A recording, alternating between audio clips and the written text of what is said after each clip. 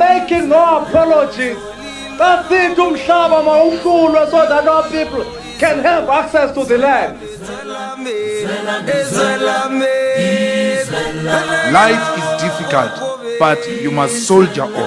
Don't give up. If you are a coward, you don't belong here.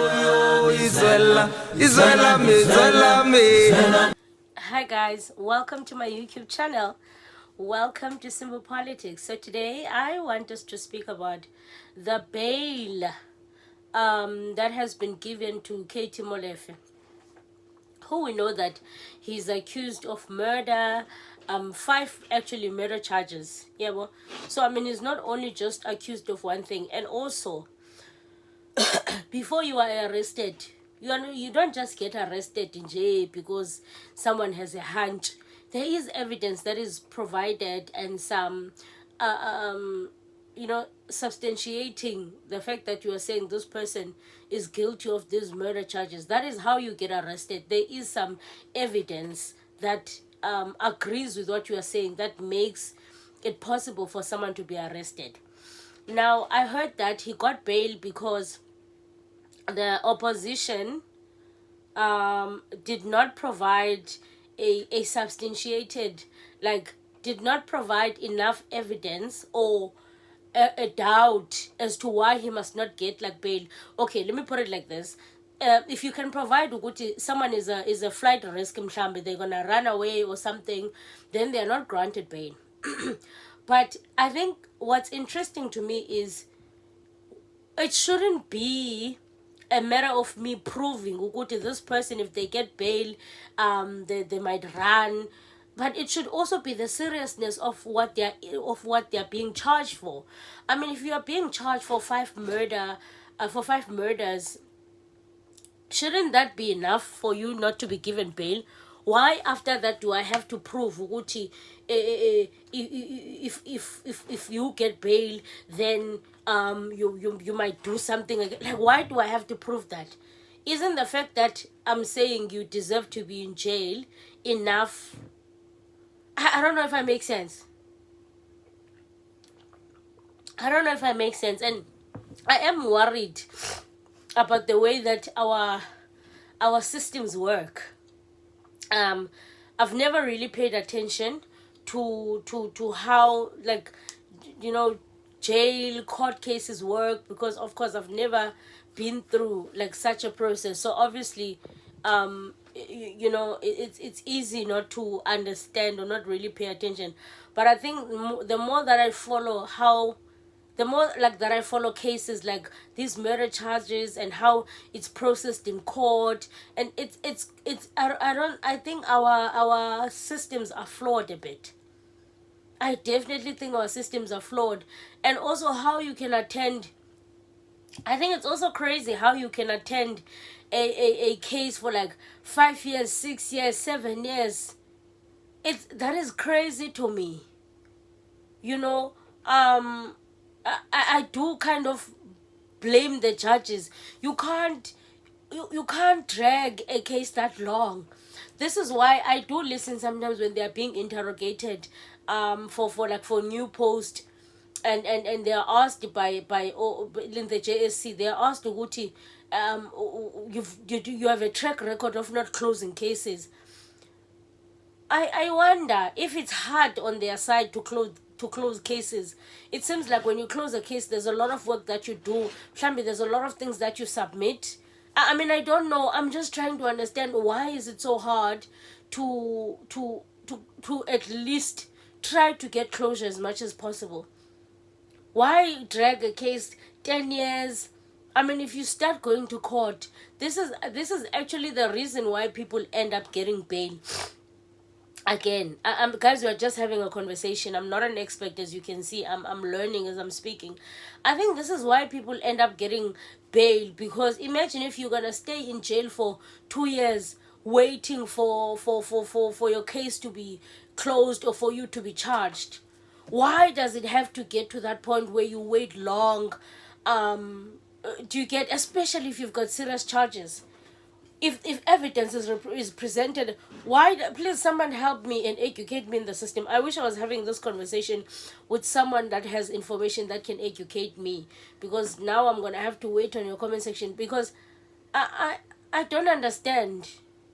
Especially someone who's accused of 5 murder charges. Why wait? What are we waiting for? Okay, anyway, that's my question to you. Let's get right into the Katiso Molefe. I want to ask you guys, do you think it's fair that he's getting bail after being accused of 5 murder charges? And also, remember, when you are arrested, you don't just get arrested. You don't just, the people don't sleep and wake up and say, we're gonna arrest you. Hence they say, okay, no, we're gonna give you bail because you're not a risk. There is evidence there that these people, there's high chances that they've done this thing that they are being accused of. So why give them bail? That's my question to you. Do you think it's fair? Even worse, Katiso Molefe is implicated in the Majanga Commission, in the ad hoc committee. His name is coming up there. He has been identified as the part of the big 5, as part of the syndicate. So why give him bail? Why give him bail? I don't know. Okay, so his bail has got conditions. I heard someone say, giving an interview, saying Oguti, the conditions of his bail are very strict. So that should be fine, whatever. So I went and I checked Oguti, what are these conditions that he got. So the first condition is that he has to report to the police station 3 times a week. I don't think that is hard to do. Reporting to the police station 3 times a week is not hard. Secondly, he's not allowed to travel outside of Gauteng, but I did hear them say if he has to travel for business or something, it has to be communicated. It has to be, it's not totally it's not totally that you can't, like, it can't happen, but it has to be communicated. He has to prove what he needs to go and do outside of Gauteng, but he's not allowed to travel outside of Gauteng. The third one, he must not contact the witnesses. I find that one funny. It's hilarious, because you are telling me that Katiso Molefe, if he wants to contact someone who has put him under the bus right now, you're telling me that he's not going to contact him because you said he must not contact the witness. Really? Like, can someone just ask someone to sort that thing out? So, but those are the conditions of the bail. So yeah, it says here he's gotten the bail because there is no evidence despite serious allegations. So the court feels that there's not enough evidence despite the serious allegations. I wonder what was the original evidence that they had that got him arrested in the first place. I wonder what was it about? Or maybe it was the SMSs that got him arrested, the text messages. I don't know. I wonder what is the one thing that got him arrested. Since now the court is saying that it's not enough evidence. This person was even flagged. Is even flagged by the police where he comes from. So it says here, he's accused of 5 murders, contract killings as well, which is like a higher syndicate. And I was listening to this interview where they are saying this was actually a cold case before the political toss team took over. Hence, we got him arrested. So they are saying the fact that he even got arrested was unexpected. Even for him. So so it says here. Let me just read here. It says Molefe faces 5 murder charges across multiple cases, including the killing of engineer Aman Swart as part of what authorities described as organized crime syndicate. Now, organized crime is a different ballgame on its own. If you think that's not serious, then I don't know what is serious enough, because organized crime is worse. So it says here the 400 100,000 is in addition to the 100,000 bail previously granted by the Gauteng High Court of Pretoria for Aman Swat case, meaning that Molefe has now paid 500,000 for his freedom in both cases. You see, this is what General Mkwanazi said. I think I want to play that small clip of him where he says, Uguti, you are charged of murder, you get a bail, you then you get another charge, you get arrested, you get bail. You see, he was charged of Ahmad Swat, and then he got a bail of 100,000. Now he's getting another bail. He's gonna be arrested again, and he's gonna get another bail. Like, where do we draw the line? Where do we draw the line where we say this person has been here for the same charges? Now he's here again for the same charges. Like, where do we draw? That's why I'm saying I feel like our systems are flawed. Where do we draw the line to say, okay, fine, you've been arrested for the same thing 5 times now. We can't keep on giving you bail 5 times. So where do we draw the line? Do you get what I'm trying to say, guys? It seems like I don't know. It seems like no one cares. No one cares in South Africa. No one cares. So it says here, not only are the contents of affidavits highly speculative in nature, there's a distinct lack of real facts therein, he said. So they're saying there's a lack of facts. The state has previously argued that frantic phone calls and WhatsApp messages immediately after one of the murders of Molefe were suspicious, as well as the multiple payments into Molefe's business accounts marked the cash.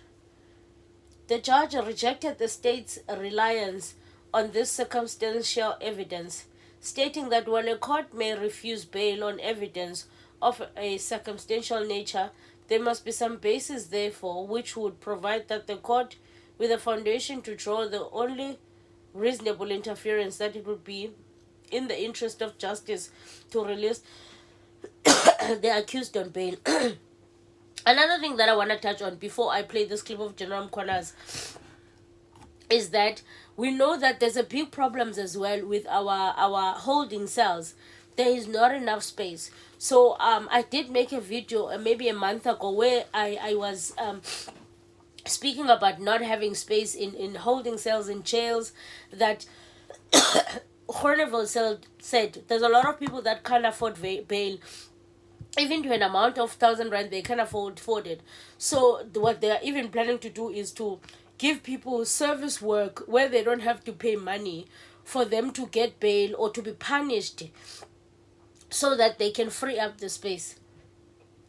And I don't know, I just feel like that system is also just not, it's not the right system. You can't free people because you want to get space when they've got serious cases. Also, why are people in holding cells for 3 years before they can be charged or before they can be convicted? Why do you keep them in holding? I think that's the part that I actually don't understand. And again, I did not do law, so I don't know. Help me. Oh, I'm sorry, guys. I'm not well. So let me play this clip of General Mkwanazi, and then let's meet in the comment section. You guys tell me, because Mina, I don't know. The situation is you have an accused, they are charged, they are arrested, they are granted bail, they are released. And then another case arises, they are arrested, they apply for bail, and they get a second bail, and so it goes. It sounds like it's 4 bails on top of the first. Is that correct? That's correct.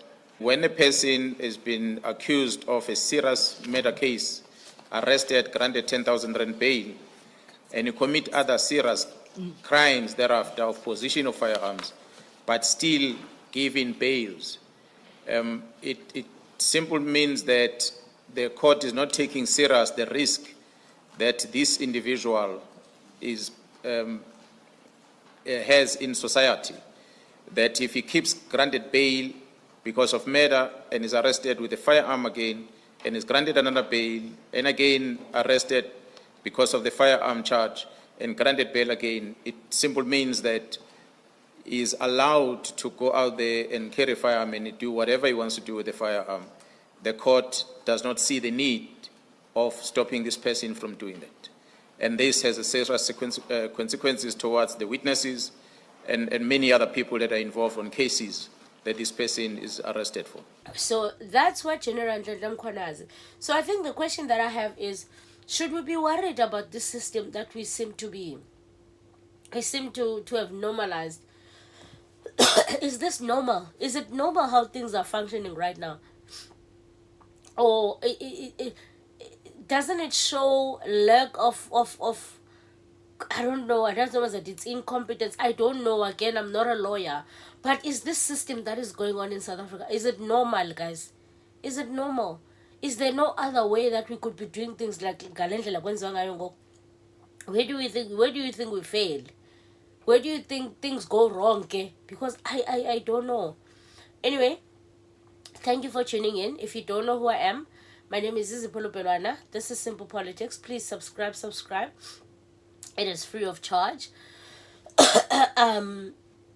We know that as well, that Ukeni Gunene was found at the house of Katiso Molefe, where he said he was taking a journalist for an interview, which was later proved that he lied, by the way.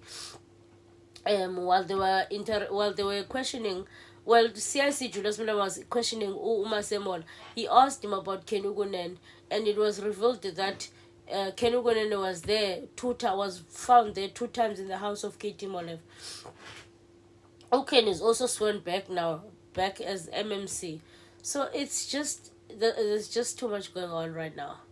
I can't even keep up. So let's meet in the comment section. Tell me what you think. I'll see you in the next one. Aluta continua.